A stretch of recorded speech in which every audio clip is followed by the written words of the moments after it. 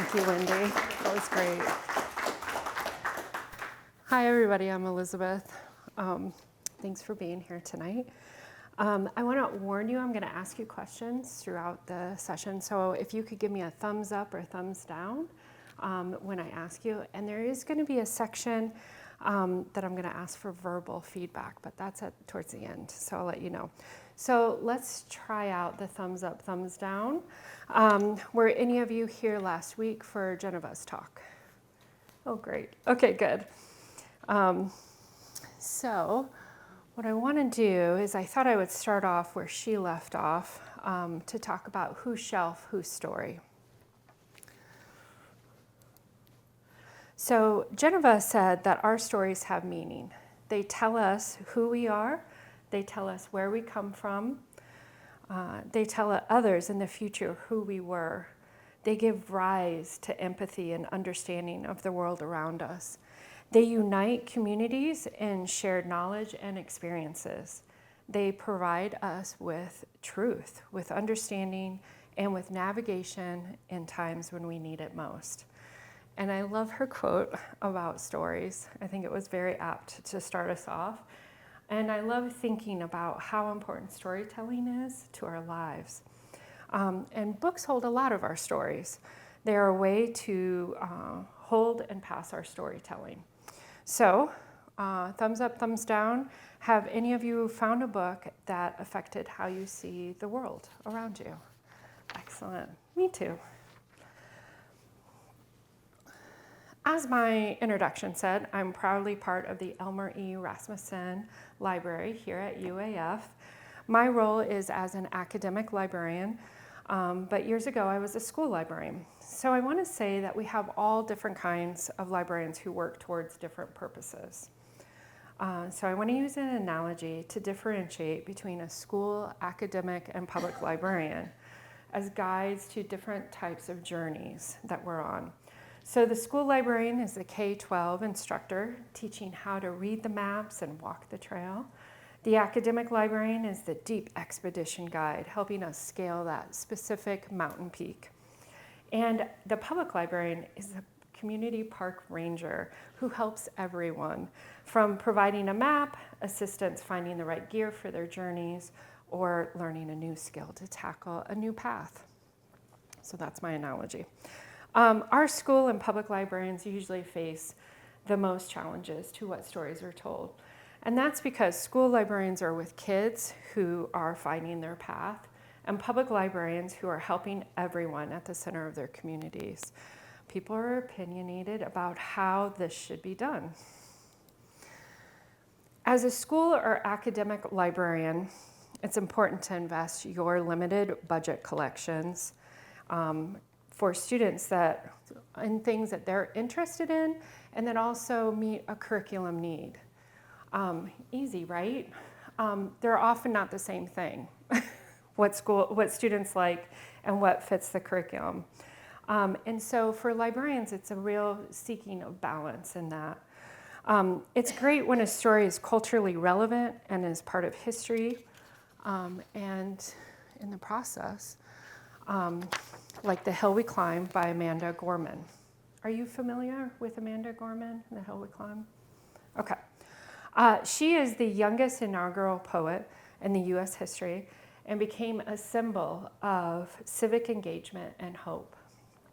The poem was printed and on shelves across the U.S., including in school libraries. However, it faced some parental challenges. For example, at one elementary school where it was challenged after a parent complaint alleged inappropriate content for, quote, is not educational and have indirectly hate messages, page 12-13, unquote. As a result, it was banned for the K-5 readers, but the 6th through 8th graders still had access. Here is the section that was cited as inappropriate. Mr. President, Dr. Biden, Madam Vice President, Mr. Emhoff, Americans, and the world. When day comes, we ask ourselves, where can we find light in this never-ending shade? The loss we carry, a sea we must wade. We've braved the belly of the beast. We've learned that quiet isn't always peace, and the norms and notions of what just isn't always just is. And yet the dawn is hours before we knew it. Somehow we do it. Somehow we've weathered and witnessed a nation that isn't broken, but simply unfinished. We, the successors of a country and a time where a skinny black girl descended from slaves and raised by a single mother can dream of becoming president, only to find herself reciting for one. All right, so I'm throwing around lingo like challenged and banned, so let's define those. A challenge is a formal request to restrict or remove a book. A ban is when access is actually limited or removed. And then the censorship is a broader suppression of ideas or expressions. So for example, a parent objects to a title, that's a challenge. A district pulls it from a shelf, that's a ban. Some challenged books are reviewed and kept on the shelf, while others can be reviewed and banned by removing, restricting, or relocating books. So why are challenges and bans happening? Historically speaking, there are usually three big reasons books are banned: religion, morality, and politics. The three things you do not discuss in dinner. Back in the BCE era, entire ideas, religions, and political movements were and could be wiped out, not with a mass tweet, but with book burnings, and sometimes, if things were really intense, people burnings as well. It was really real. So today, any community member, usually a parent out of concern, can make a formal request, and it requires some knowledge about the book. It helps if they've read the book. When I was a school librarian, I had one instance of a parent coming to the library over a concern of a book. I listened, and we blocked her kid from checking out that manga series, but it didn't affect all the students at the school. I had one parent write a fierce email to my principal, and I responded to all the points with an attached form to complete a formal removal process. But it didn't go any further after that response. And once I had an instance of a vice principal grabbing a graphic novel and removing it to her office, which I retrieved. I believe they wanted to remove these particular books because they wanted to protect our high school students. They were scared for the innocence of childhood and mostly didn't want kids to be exposed to something that may harm them. It's also incredibly powerful to be able to say you forced an institution to remove a book. Being a parent is tough to navigate, and I think I was a better librarian for having the discussion with others who wanted to discuss it. In recent years, the rate at which books have been challenged has been drastically increased by the efforts of a founding member of a conservative group, Moms for Liberty, who created a website with pre-packaged challenges for specific books. The nationwide surge in school and library book challenges was not driven by thousands of individuals independently reading and evaluating text. Instead, the movement was significantly accelerated by a centralized online database. A single individual could systematically file dozens of challenges at once, single-handedly paralyzing school district library systems overnight through sheer volume. So what was the result of this? In 2023, attempts to remove books from American schools and public libraries reached record levels. More than 4,200 different titles were challenged, a 65% increase from the year before. Public libraries, long seen as places where everyone can freely express ideas, experienced some of the sharpest increases. Many of the books targeted shared the stories of LGBTQ+ individuals, people of color, and other historical underrepresented communities. Nearly half of all challenged titles fell into those categories. You can see by my chart, it's 40%. We also have 35% for nonfiction, history, and health memoirs. So those would include about individuals struggling with things like medical diagnoses, mental health, addiction, and other aspects of life that can be tough. 25% are classic literature and diverse fiction. I am an author and illustrator. I'm a best-selling author of many books. I write books for young adults. I'm a writer, I'm a journalist, and so many other things. The inspiration for All Boys Aren't Blue is the fact that the story that I have is a story that has always existed. It's just one that we weren't able to tell. Flamer is a graphic novel about a kid named Aiden Navarro, who is 14 years old, and he is away at a scout camp in 1995. I think there are a lot of teenagers that are experiencing the same things that I did. What if there was a really frank, honest, funny, informative text about relationships and sex ed designed specifically for young LGBTQ people? I'm writing the books that, I wanted when I was a young person. I'm writing books about young gay people that are happy, that are experiencing trauma, that are finding love for the first time, falling out of love for the first time. When Flamer first came out, I had this anxiety of like, some people I think might not like this, but this is my truth. When I first learned about sort of the widespread opposition to We Are the Ants, things were different. Usually if a book is challenged, the book stays on the shelves and there's forms that have to be filled out and procedures that have to be followed, but books were being just pulled off the shelf immediately. Oh, Flamer is definitely banned. It seems like every few days there's some news about a new challenge somewhere. I just kind of thought it was gonna be like a blip on the radar. I was wrong. By the time we got to January, I had hit 21 states. We were now reaching a real crucial point of changing the direction of education in this country, changing the culture of who has the right to tell stories in this country in a very dangerous way. Who has the right to tell stories in this country? In Alaska, we had a school board order to remove 56 books from a school library in Matsu because the books contained ideas or concepts that either the board or some members of the public did not like. The district carried out this removal of books while acknowledging that, quote, school districts have a broad discretion in the management of school affairs, unquote.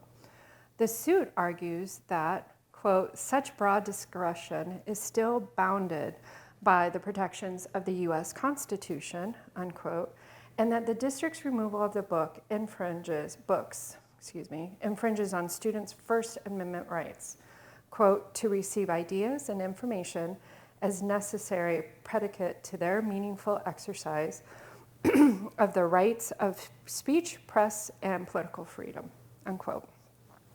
So let's talk about our rights. We have a foundational precedent to answer the question. Can a school board remove books simply because they disagree with the idea? I realized that they were removing books not on educational criteria, but on political motivation. Protect students, young, immature minds from certain stimuli that we feel is potentially dangerous to them. That local communities have a certain right to a certain amount of control in their community. They don't have a right to mind control. So in the late 1970s, a New York school board removed several books from school libraries, calling them objectionable. Students challenged the decision, arguing that the school board was trying to suppress ideas. The Supreme Court ultimately suggested that while school boards have authority over educational materials, they cannot remove books simply because they dislike the viewpoints expressed in them. PICO established a principle that shapes debates today. Libraries are not merely storage rooms for approved ideas. Removing a book because of disagreement with its messages raises First Amendment concerns. So, thumbs up, thumbs down. Have you heard of the Island Trees District versus Pico from the 1982? Okay, a few of you. Okay. Mahmoud involved a challenge under the Free Exercise Clause of the First Amendment. Specifically, the issue was whether the Montgomery County Board of Education's policy of introducing LGBTQ+ inclusive storybooks into the kindergarten and elementary school curriculum without allowing parents to opt their children out violated the parents' free exercise right to direct the religious upbringing of their children. Okay, so do parents have the right to exempt their children from exposure to ideas that conflict with their religious beliefs? In Maryland, parents objected to elementary school storybooks that included LGBTQ+ characters and families. They argued that the school should notify parents and allow children to opt out of those lessons. The dispute eventually reached the Supreme Court, who ruled in favor of parents to let them opt their children out of class when stories featured gay or transgender characters were being read. The court directed the school to notify parents in advance and allow them to excuse their children from such instruction, citing parental rights to direct the religious upbringing of their children. So, unlike many censorship cases, this one wasn't initially about removing books from the shelf. It was about whether parents can control how their children encounter certain viewpoints in the public school setting. The case highlighted this growing tension between parents and their rights and the educational goal of exposing students to diverse experiences. So, thumbs up, thumbs down. Have you heard of Mahmoud and versus Taylor from 2025 or no? Okay, good. All day, every day, therapist, mother, maid, nymph, then a virgin, nurse, then a servant, just an appendage, lip to attendant, so that he never lifts a finger. 24/7 baby machine, so he can live out his picket fence dreams. It's not an act of love if you make her, you make me too. Okay, so can public officials remove books because community members object to their content? In Llano County, Texas, library board officials removed books after complaints about topics including race, sexuality, or gender identity. Community members sued, arguing the public library exists to provide access to a broad range of viewpoints rather than only those favored by local officials. The case raised a fundamental question about the purpose of the public library. Is it a place where government officials curate acceptable viewpoints, or a place where citizens freely explore ideas for themselves? Yeah, libraries in Llano will stay open after a passion-filled afternoon.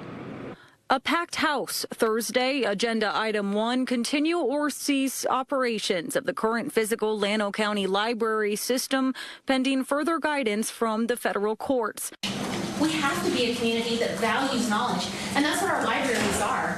They are at the heart of a community. There are things I agree with. The library is a vital part of our community.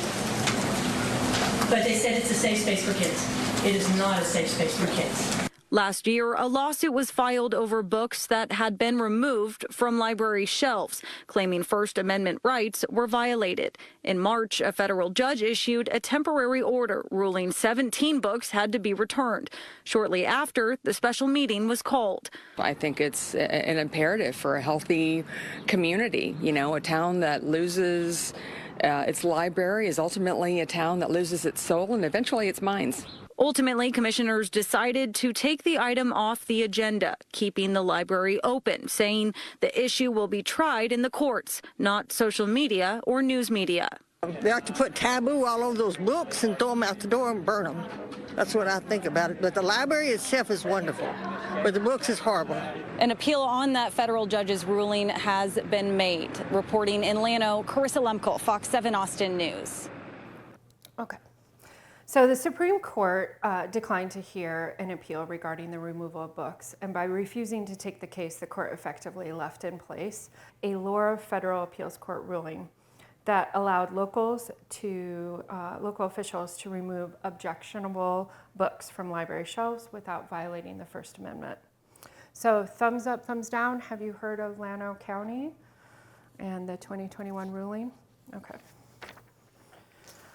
All right, so notice in all three cases, we had a school board, we had parents in public school, and we had a public library. Yet all three are asking basically the same question, right? Who has the story? Who has the right to say what stories are being shared? We seek a balance, keeping in mind our First Amendment to protect our right to receive information and free expression without state-sponsored suppression. We also have freedom of expression for the right to share information, opinions, and ideas without fear of punishment. And then I'm going to throw in a third one in there and say that there's a professional standards of librarians to provide a balanced collection and not one filtered through opinions. And I hope all librarians hold to this professional standard. But I also know it's tempting to quietly place a book in the back office. I had that temptation myself with Mein Kampf. It was written by Hitler. I wasn't sure what it would add to our high school collection. However, by keeping it circulating, I had the opportunity for some great discussions and hear what students were thinking. Although I'm not sure any of them finished half the book. We generally agree that every library must make choices because no library can own everything. We are no Library of Alexandria, seeing if you have stories that we haven't collected yet to add to our shelves. We just don't have the shelf space. The challenge is determining whether a decision is based on educational needs, community needs, and professional judgment, or whether it's being motivated by a desire to suppress particular ideas. As my supervisor often told me, don't just do something, stand there. And that is what I have tried to do with my work. I have tried to write books that don't just do something, they stand there. I believe that by just standing there, without judgment, stories can proclaim the full humanity of their characters, and in doing so, can help us to see the humanity within ourselves. But just as importantly, stories also invite us into other lives. They help each of us to understand the richness and complexity of people who aren't like us. And in that sense, I kind of understand book banning, because I think books are a threat to many contemporary power structures, because many of those power structures want us to see other people, especially marginalized people, whether they're marginalized because of race or sexuality or gender identity or mental illness or whatever.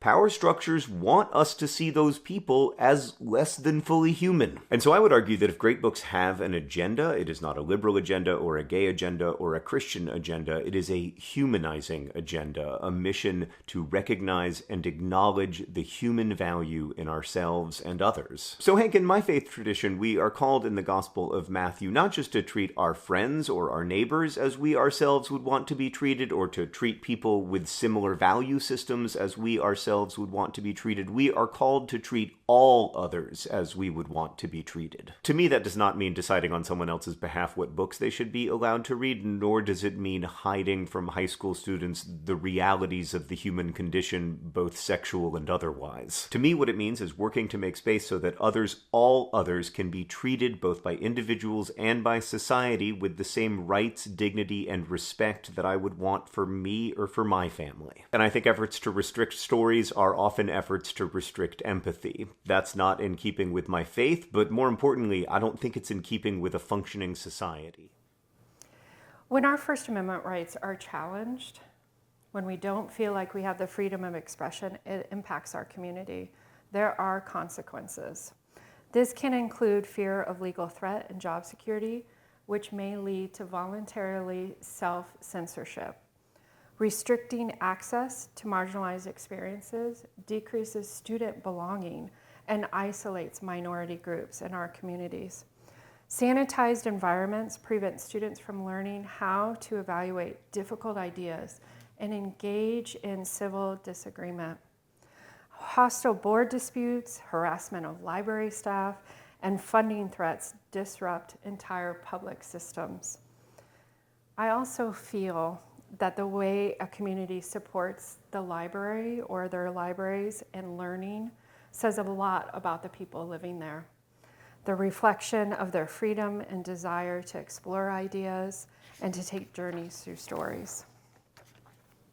Toni Morrison has this quote, "The language of censorship does two things. It blocks out our thoughts and feelings, and it creates a template for conformity. When you ban books or language that deal with difficult topics, we don't have the tools people need to articulate their own experiences. If you are never exposed to these stories, you cannot understand someone else's unique pain or joy. You cannot feel for them." Did anybody see the interviewer with Toni Morrison and asking her why she didn't have any white main characters in her books? And Ms. Morrison replies something like, "That's an incredibly racist thing to ask." And the interviewer is really kind of shook. I mean, it's kind of cringe to watch her because the interviewer only has a very narrow lens that she's viewing, and she just doesn't get it. Once you slice away all the messy and challenging and diverse experiences, what are you left with? A single standardized narrative that establishes what a good, acceptable person looks and thinks like. But we are a society with many good, acceptable, messy, diverse people. So some states are looking for opportunities to push the standardized narrow lens through statewide laws that could cut out local communities. The wording in these can be tricky because of how they're defined. So in Idaho, House Bill 710, books deemed harmful to youth need to be in an area with adult access only. However, the bill defines what is harmful to young people in vague terms, which means librarians may be too cautious in making decisions about which young adult books need to be in the adult section out of fear of being sued. For example, it bans books that show quote unquote sexual conduct and defines sexual conduct as, among other things, homosexuality. So in practice, that means a book with a gay character has to be located in the adult section with adult access only. In Arizona, Senate Bill 1435 is proposed this year aimed at public schools and school libraries to make it a Class 5 felony for library employees to refer or provide quote unquote sexually explicit materials to minors without parental or guardian authorization. Which doesn't mean pornography. That's what it sounds like to me, but it isn't. It means that book with the gay character in it. These laws and regulations are currently being made statewide now. You can look up any state to find past and current legislation, including some bills that died in the process, vetoed, and some passed. In Alaska, we're doing things a little bit differently. Lawmakers introduced Senate Bill 238 aimed at explicitly shielding librarians, museum staff, and school officials from criminally prosecuting when providing controversial or questioned materials to minors. Ultimately, Alaska remains a state where local control rules. Any attempt at broad sweeping book restrictions faces immediate, heavy organized legal challenges grounded in the strong free speech protections of the Alaska State Constitution. In the lower 48, there are movements to legally pass freedom to read laws. Illinois became the first state in the nation to effectively outlaw book bans. It protects intellectual freedom, and if a public or school library removes or restricts materials based on partisan or ideology, it disqualifies them from state grants. Dr. Bishop crystallized the imagery for me in her landmark 1990 essay titled Mirrors, Windows, and Sliding Glass Doors. Remember at the start when I said I'm going to need verbal feedback? We have arrived at that time. Okay? So here we go. When a story acts as a mirror in literature, what do you think it's doing? Yep. Reflecting some of your experiences. Exactly right. How about an imagery of a window in literature? Showing others, but keeping them at a distance. Yep. Showing other people's lives, but it's on the other side of that window. And the sliding glass door? Bringing you into the world. Yes, bringing you into the world. And it can impact the way you change. Thank you, my two brave people. I really appreciate you. How do you protect your right to freely read for yourself, for your community? Being involved and informed, also reading challenged and banned books, and discussing them openly. I also want to say making space to read. My director shared with our library a recent article that people are choosing to be on social media or gamble instead of reading as a pastime. And it's difficult now for people to focus on books. People are struggling with reading for any sustained amount of time. After reading that shared article, I started using this app that blocks my social media until I've read 3 pages. Yeah. And I only went to social media because I had like a few minutes, but now that I'm doing that and I read the 3 pages, sometimes I can keep on reading or not, but I really look forward to it now. And it also reminds me of when we were raising our children, we required them to read to us. And, we first started out, they didn't want to do it. And it wasn't very long before we didn't even have to prompt them. And they became very strong readers. I want to do it. I like the idea of reading. I even buy books. But these books are the most words. And it's every book. You just open it and you're like, what are you talking about? And they don't let up. Every page, just more words. How about you put some blank pages in there? Why don't you let me get my head above water for 2 seconds? Every generation inherits knowledge from the one before it. Libraries are one of the few places where that inheritance belongs to everyone. Not because every book is a right, but because every person deserves the opportunity to question, compare, learn, and decide for themselves. For librarians, educators, students, readers, the debate is more than the books on the shelves. It is about who gets to tell their story, who experiences are considered worthy of being heard, and whether individuals retain the freedom to choose what they read for themselves. So these are my resources. I know it's tiny print. The QR code also links to my Zotero page for this presentation, if you want to use that. And I believe our PowerPoints will be uploaded onto the site too. So thank you for attending tonight. I would appreciate it if you would complete the survey at the back of the room, either on paper or the QR code to give us feedback on this presentation. And thank you so much for coming.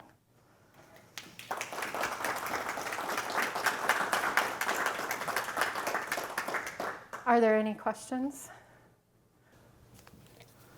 What do you think are the most effective ways to counteract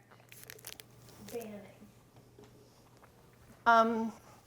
So for me personally, in the library, it's talking to people and finding out. So at the school library, it was talking to the parent and finding out the issues and addressing that.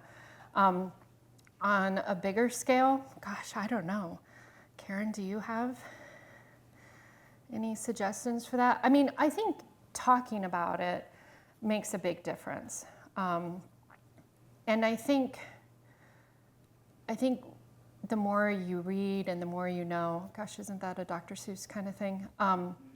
It helps you. I mean, like sometimes the lingo people use too, I think you think, oh my gosh, this sounds awful and they're letting kids read this. And then you realize what it is and it isn't pornography or really explicit or anything. It's just a person in their lives. And our kids really need that.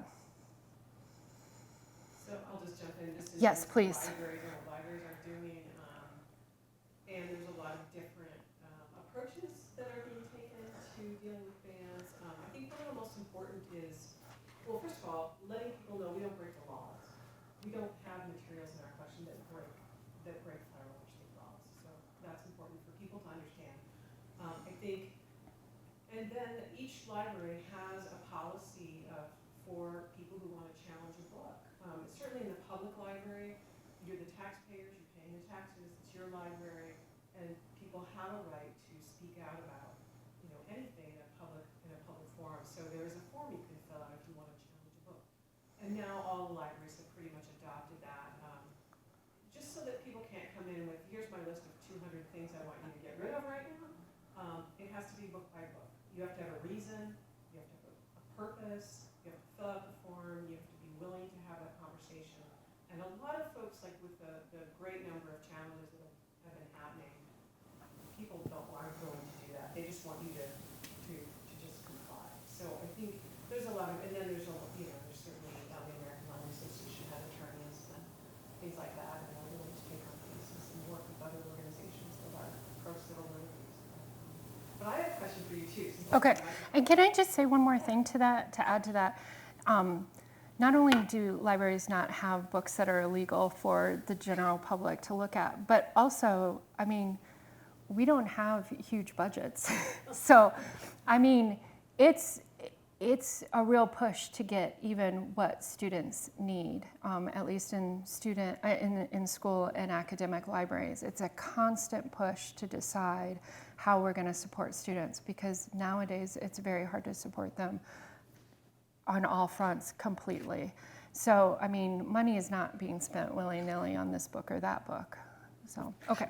Yeah, so I was just going to ask about the Mahmoud decision. It sounds, and I haven't looked at that very, very deeply, but it sounds to me like parents can say, I want my kids excluded from anything that challenges my belief system. They can pull them out of anything and everything. They can pull them out of biology because they might talk about evolution. They can pull them out of geology because they might talk about how old the world is. And, there's no end to that. We haven't gotten that far. That Muhammad is basically for controversial issues. So I suppose if you live in a district where you can say that's a controversial issue, but that might be central to biology teaching. And so you would just probably homeschool them at that point if you're going to pull them out of everything. And then as a teacher, it does put more on our teachers. So what happens is if they take students out, a teacher has to come up with another assignment.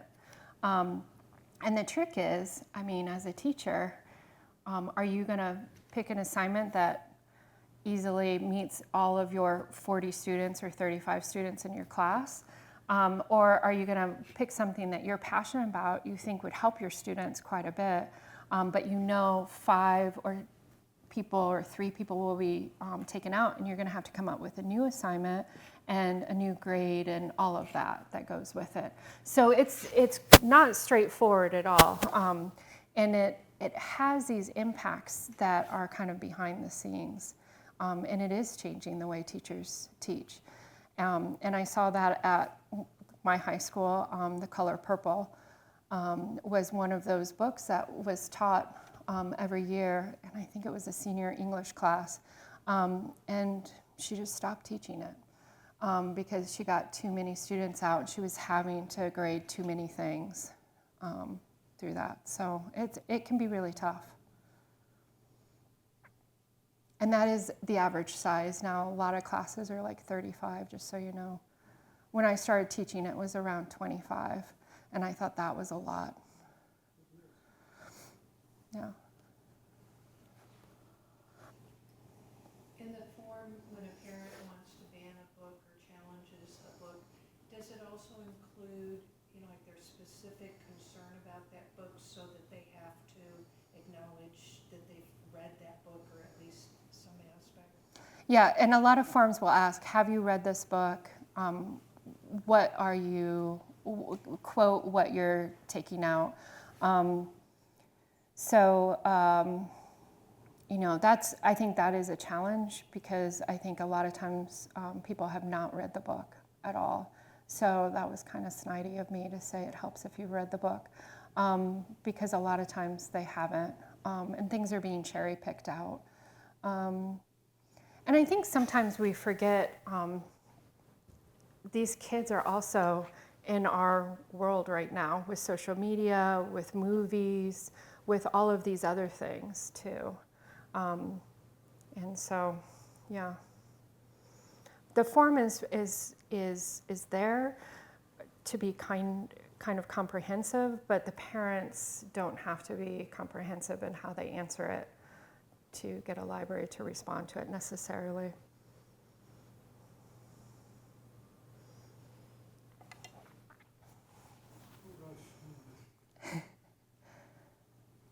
Wendy's gonna get her steps in tonight. Yeah. I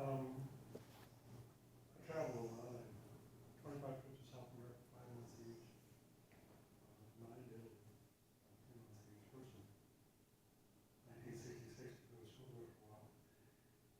Nice. It helps you learn another language, whatever language you speak. And I was born 80% deaf, so I was 10 point. You become a different person, a different perspective. I miss the international airport.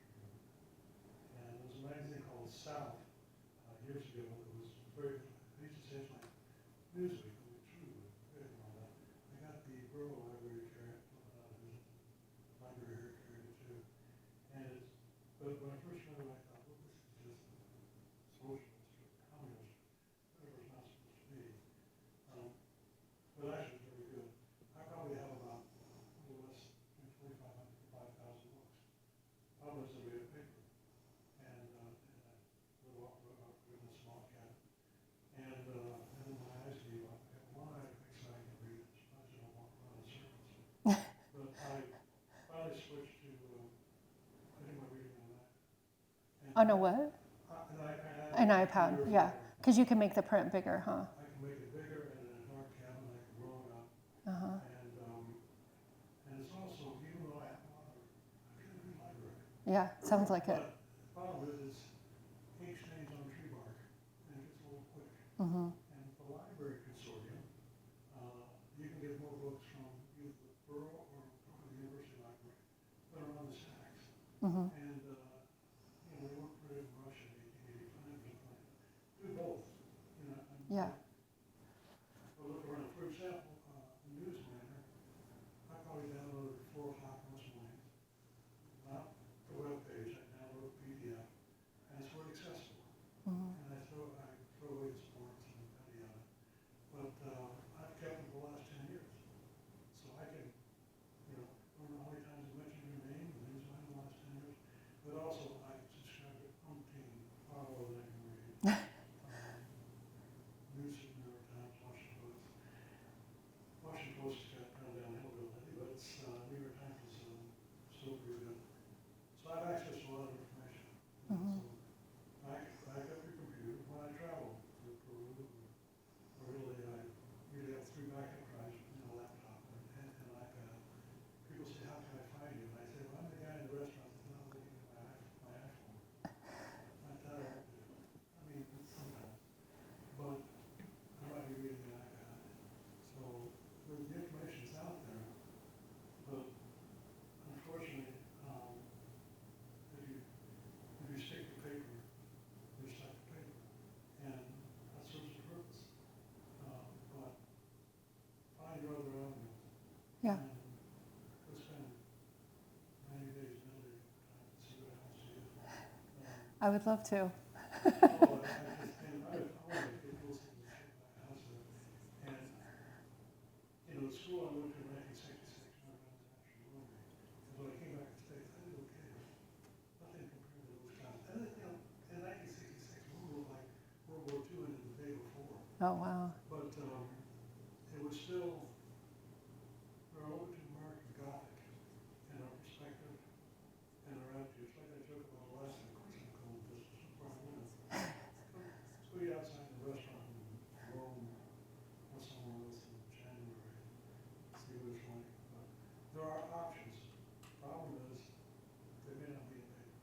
Yeah, that's true. Thanks for your talk. No, thank you. Most books, Greg Newby used to talk about censorship. When he said 95% of books are, if someone's alive, or even if somebody's not alive that wrote them, you can't download it. That's not entirely true, but it's true for a lot of stuff. And you get one final thought, and actually it's really good. I take a lot of classes. And 10 years ago, I took a health class, and I said, I want to find out what's in the food I eat. And the instructor said, that's absolutely illegal in America. And then there was a software started, SIFT, S-I-F-T, and I really subscribed to it. And you scan the barcode, and usually it's okay. And then for some reason, the gal was retired at 35 because of the thing wrong. So now I subscribe to something called UCA, Y-U-K-A, UCA. It's French, so we can't do away with it. And when I go to the grocery store, I just click. I put a lot of things back. Take a lot of things. I eat a lot of things I wouldn't eat otherwise. I eat like more vegetarian anyway. But there's censorship, and your body's a temple. And so YUKA, try it out, it's free, and that's the take home. Okay, thank you. 2 points I would appreciate you addressing. Okay. On your graph, shows a plurality of books that people in the community question have to do with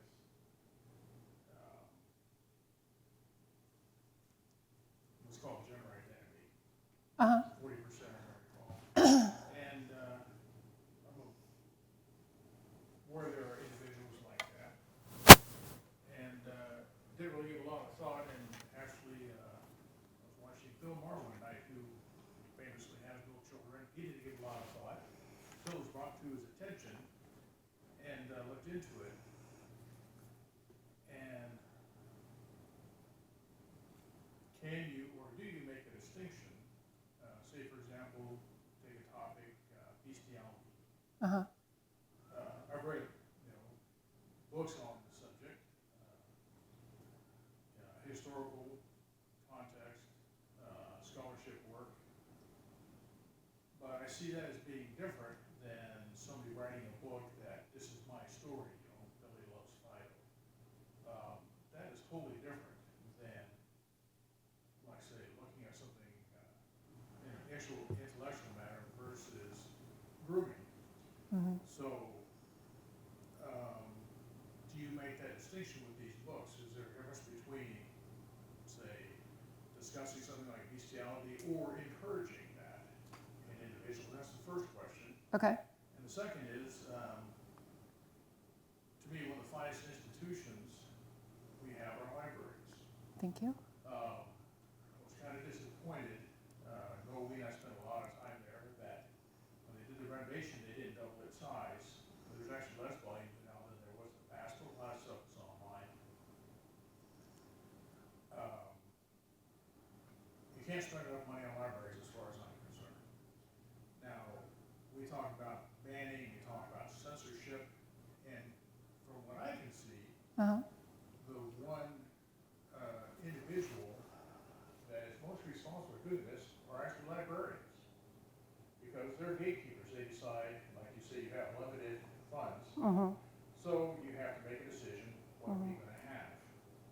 And it's up to that librarian. If they want to have a lot of those books that are at 40%, that means that there's a lot of other things that they're not getting. Exactly. So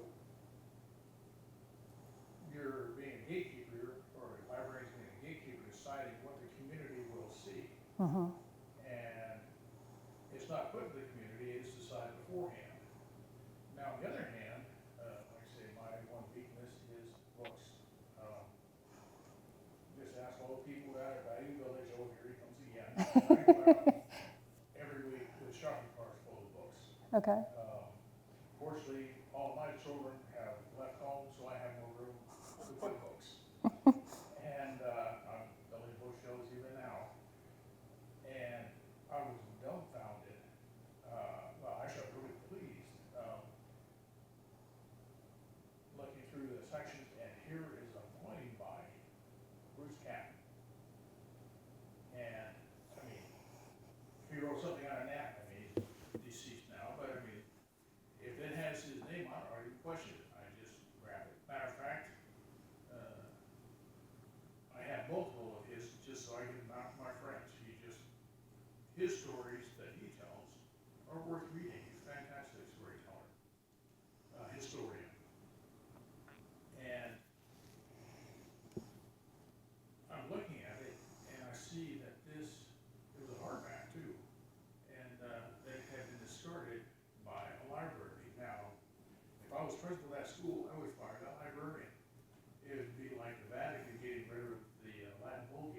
Bible.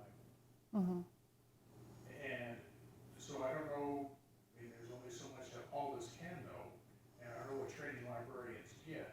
Yeah. But if I had a library and somebody said, oh, let's get rid of this volume, I say, you're fired, get out of here. Bruce Canton, you can't have another. You don't know what you're doing.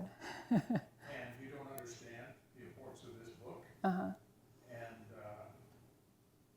just as a matter of fact, the thoughts occurred to me here that before a library purchases any books, they should put a list out in the community saying, here's the books we're considering getting.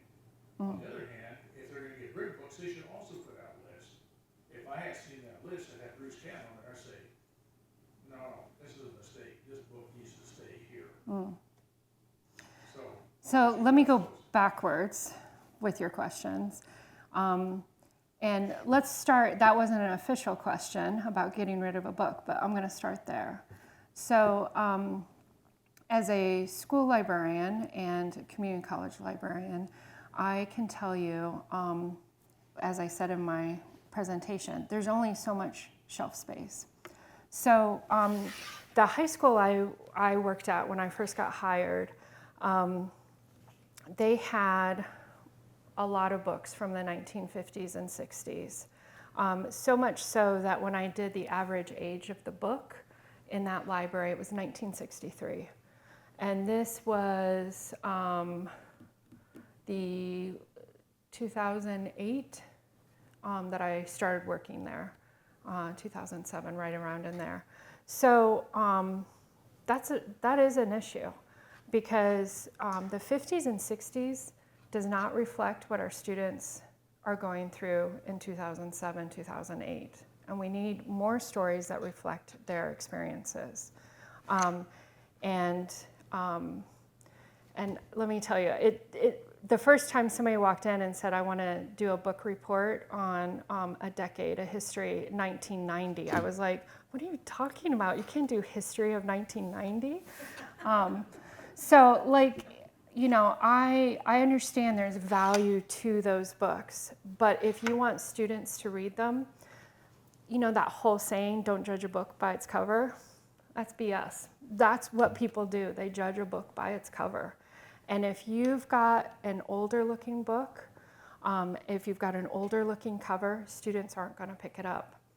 And then the other thing is, and maybe you two with all of your paper book collection know this, you have to fight a lot of bugs and things getting into those books. And so sometimes those older books have taken a hit. So the reason we remove books is because we need to update them with a newer edition.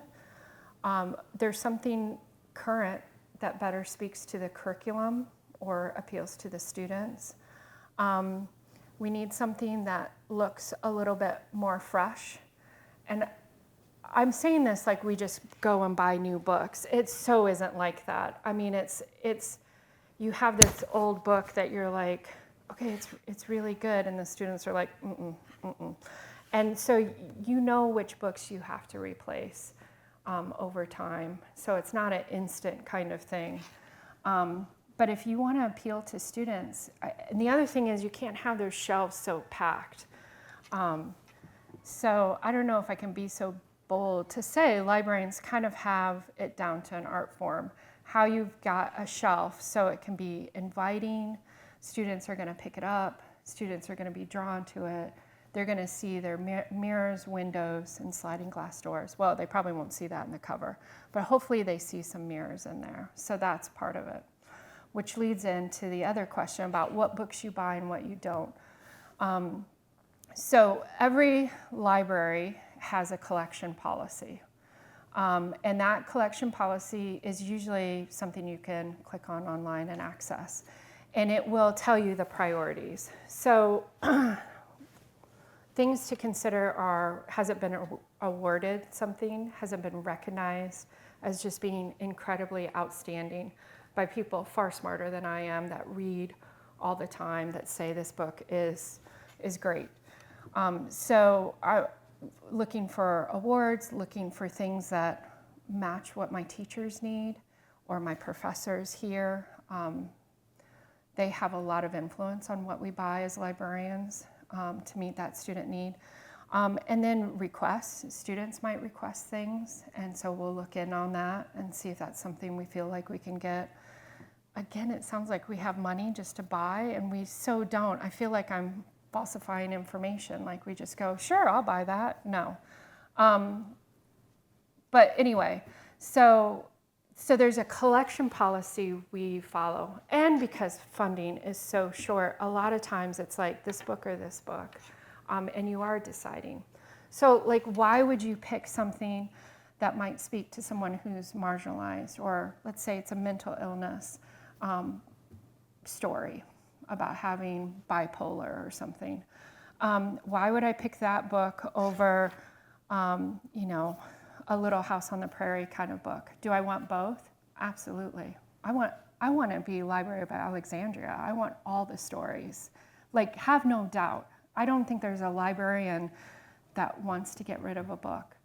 But if I have limited funding and I have no other books on what it's like to have bipolar, I need a book that has bipolar in it. I need something so that when a student comes to my library and is struggling with it, they have something I can point them at. So that is really important to me. And then your first question about bestiality, do you see it different than gender identity or gender sexuality? But a lot of these stories, Uh-huh.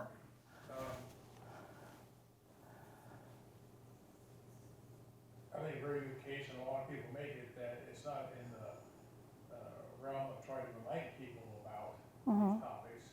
It is to encourage people to engage in these topics. Do you make that distinction? If you saw a book that was clearly recommending that somebody engage in a certain behavior, would you see that book differently than a book that is examining that behavior? Huh. I don't know. I mean, Mein Kampf definitely encouraged a certain behavior. I suppose there are philosophical books that do that, encourage certain behavior. And I definitely, like, religious volumes do that, and I think that's really important to have in a library. The 40%, those are, I've never read one that says you should be gay or you should be transgender. It's more like, here's my experience as being gay or transgender. Even that book, what is it called? About being gay. We had that, I just played that author. It represents a whole line of identities and what people might be experiencing. This book is gay, thank you. And it's not promoting one thing over another. It's giving voice to something that I might not have in my library in any other way.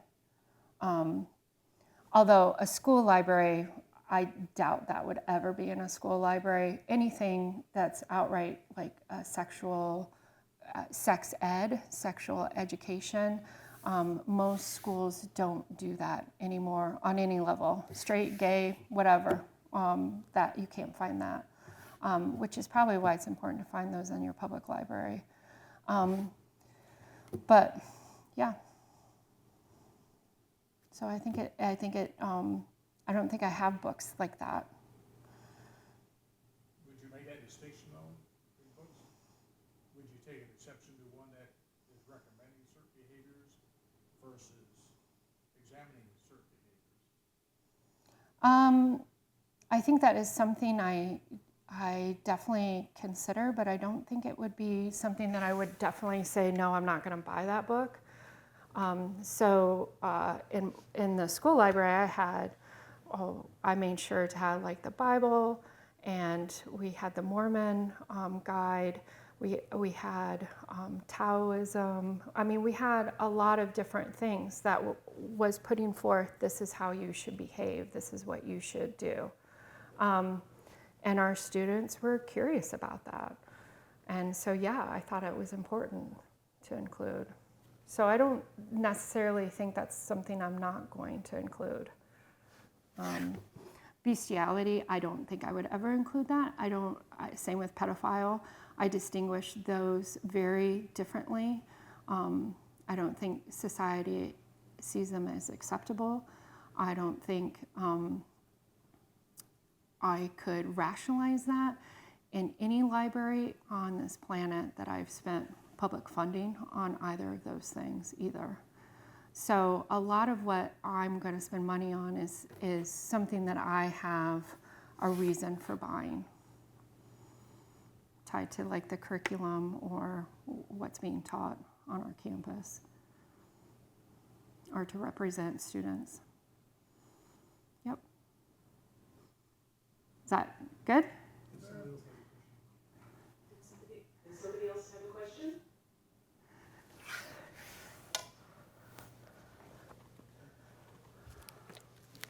Not a question, but just a comment. Somebody asked, what can we do? And you can join organizations including Unite Against Book Bans, PEN America, Freedom to Read Foundation, National Coalition Against Censorship, and others. And I'm involved with Authors Against Book Bans in the Alaska chapter. You have to be a published author to be in that one.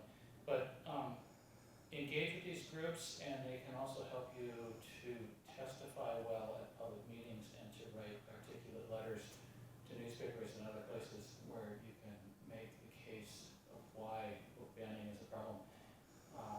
And I would suggest looking those up online and joining. Thank you. I recently found out that not only can people request that books be taken out of libraries, you can also request that your library purchase a book. Absolutely. I just did that, but they wrote me back and said that they were going to. Excellent, excellent. Yeah, it's really important for us to listen to our patrons, and we really try to prioritize that.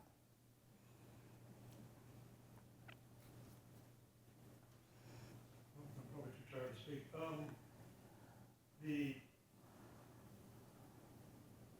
The Library of Alexandria was pilfered and burned, you understand, it's hard to gone. Yeah, yeah. Thank you very much. I read a novel one time where it was a novel. Somebody found the Library of Congress, a Library of Alexandria, and I burst into tears. I still start to say now because how important would that be? In 1980, I talked to the director of the National Library of Peru, but he was 80 in 1980, and I said, I've spent hundreds of hours here, and most important books are here. I said, they've been stolen. And he says, I know, there's nothing I can do about it. I said, well, actually there is. And there's this new invention called a computer. They have 3 on the moon IBMs. Yeah. And there's something called a scanner. And this guy, Raymond Kurzweil, invented something called OCR, where you can scan in the books. Mm-hmm. This governs our life now. Most people don't know what OCR is, but big change. And so eventually I became the authority in Peru to help old sourdough on Machu Picchu. Mm. And I've given a couple of hundred lectures on Machu Picchu in Peru, many times in Spanish, as I could finally hear. Wow. And the same National Library, when updated and moved, in 2008 had a week-long exposition on me, Mm-hmm. on research actually. Congratulations. And so the information is out there, but it's not in hard copy. And something you might want to push is the books, whether you or this gentleman want people to read, you know what it is. There are bibliographies online that will say, you like this book, you like this book. This is what it's about. Mm-hmm. But library space is finite, so find the book, and chances are, find it digitized if you can. Mm-hmm. And I know Amazon is a bad word, Jeff Bezos is a bad word, but I probably bought about 2,000 books from them. Wow.